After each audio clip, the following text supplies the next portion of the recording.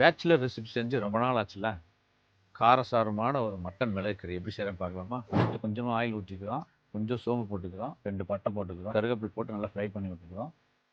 சின்ன வெங்காயம் கொஞ்சம் நல்லா ஆனியன் வந்து கோல்டன் கலர் வர வரை லைட்டாக ஃப்ரை பண்ணிவிட்டு அப்புறம் மட்டன் பீசஸ் போட்டு அப்புறம் மஞ்சத்தூள் அப்புறம் உப்பு தேவையான அளவு உப்பு போட்டு பெப்பர் நல்லா ஃப்ரை பண்ணி விட்டு அவங்க வந்து எவ்வளோ தண்ணி வேணுமோ அந்த அளவு தண்ணி ஊற்றி வச்சுக்கலாம்.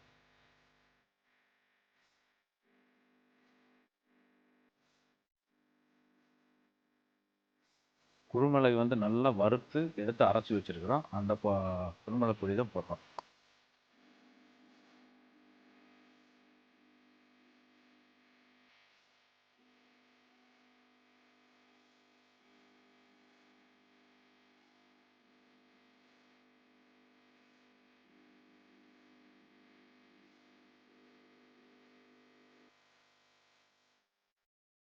மட்டன் மிளகு கறினா அந்த மிளகோட காரம் அப்படியே அந்த மட்டனில் இறங்கி சூப்பராக. இதுதான் ஒரு பீஸ் இருந்தால் ஒரு சட்டி சோறு வேணுங்கிறது இதுதான்.